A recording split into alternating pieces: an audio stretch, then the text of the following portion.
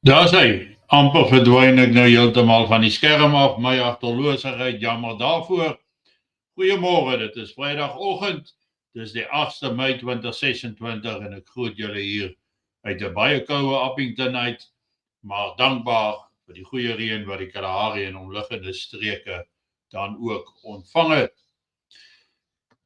Ek wil julle graag daaraan herinner dat ek op Saterdag en Sondag uitsendings van vorige gewilde uitsendings plaas, net sodat dit beskikbaar is vir meer mense om te kan kyk, maar ook dan om te sorg dat niemand van julle heeltemal 'n vervelige Saterdag of 'n Sondagoggend mag beleef nie.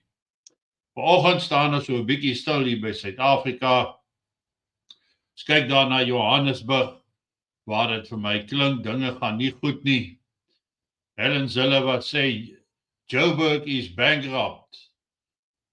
Says Democratic Alliance Joburg mayoral candidate Helen Zille, citing a letter from the finance minister Enoch Godongwana blaming the city financial collapse on its own unlawful decisions. Dan sien ons dan verder ook op ENCA, sê hulle die volgende: what will save Joburg from total collapse? The City of Joburg wages agreement with SAMWU is up in the air after Finance Minister Enoch Godongwana raised concerns about the illegality and affordability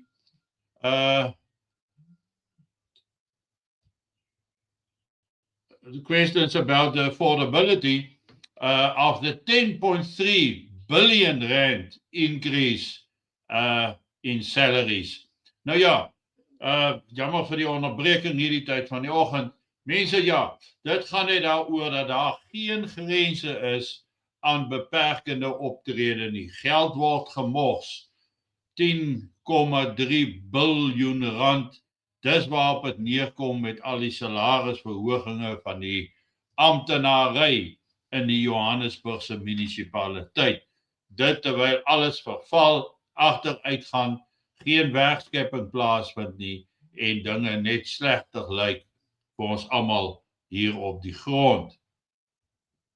Daarmee saam, daar 3 constables, 3 SAP constables have died after a shooting in Kariga, Eastern Cape in the early hours of this morning.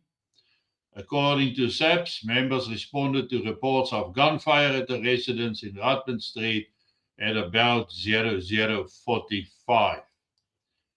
3 polismanne doodgeskiet, absoluut wetteloosheid wat handhaaf. En dan tong in die kies gesê, dis die polisie wat te hulp snel om te gaan help. Dis hoe van die voertuie op die paaie verskyn. En dit is die beeld wat in die buiteland verskyn. 'n Beeld van absolute paraatheid, van vermoë om inwoners te beskerm. Maar hulle ry hier rond sonder 'n deur, maar ry sal hulle ry.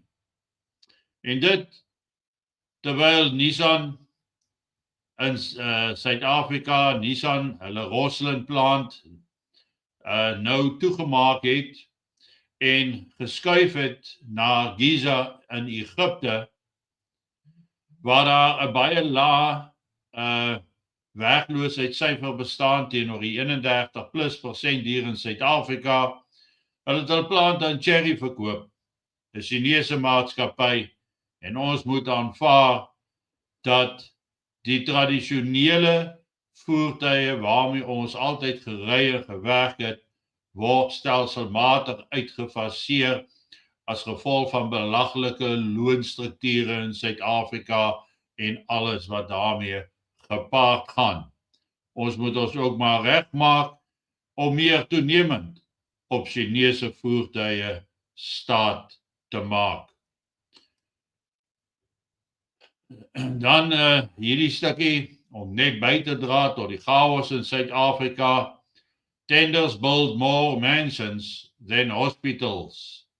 Every portal has a signature on it. En dan gaan dit net You pay tax, they pay themselves. Oor die absolute verkwisting wat deegans na vore kom. Dit lei daartoe dat ons inderdaad kan sê, the way forward is op die donkie wat agteruit loop met Cyril aan die stuur.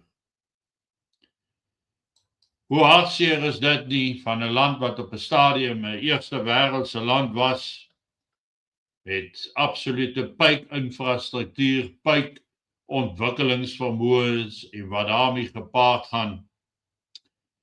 En dan wonder ek hoe baie mense dink dat hulle nog kan dink dat daar 'n hoop is op oorlewing, 'n hoop is op uitkoms, 'n hoop is op omswaai.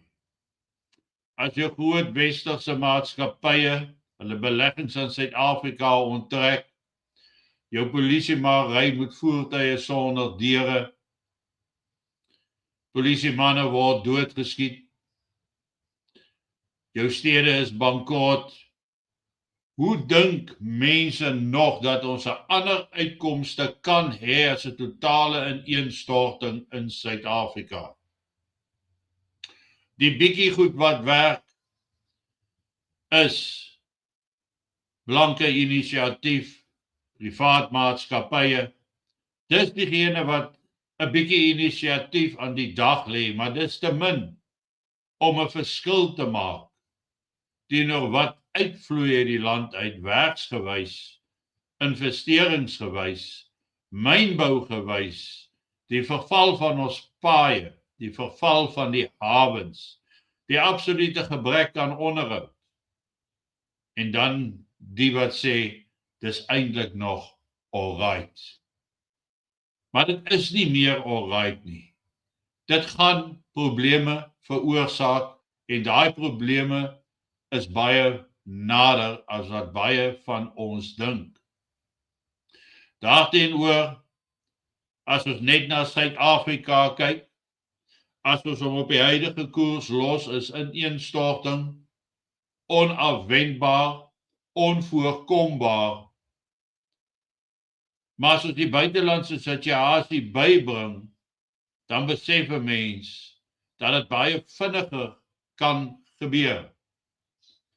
En ja, ek waarsku mense, want dit is soos die wagter op die muur, wat mense waarsku, daar's iets op pad, waarvoor niemand van ons 100% gereed voor gaan wees nie.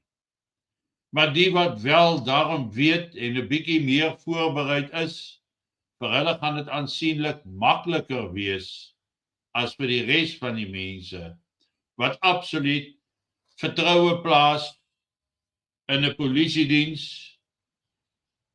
wat met afdeure rondry, hulle vertroue plaas in 'n regering waar korrupsie hoogtyd voer en waar ons 'n president het wat geen idee het watter kant is voor of agter nie. 'n President wat sonder toestemming, sonder kennisgewing in 'n buurland gaan kuier om bilaterale ooreenkomste te sluit en wat daarmee gepaard gaan, erg onverantwoordelik, sal ek sê. Maar dit is waarmee ons opgeskep sit. Dit is wat ons nie sommer net verander gaan kry nie. En ja, mense raak seker moeg vir my waarskuwings, maar in hierdie genade tyd wat ons het, om onsself 'n bietjie beter te kan voorberei, moet ons met oop hande aangryp. Anders gaan daar niks vir ons oorbly nie. Geen manier om na ons mense om te sien nie, en geen manier om 'n toekoms te verseker nie. Mooi loop, lekker dag, ek is maandagoggend terug by julle, daar sal môreoggend en Sondag heruitsendings wees.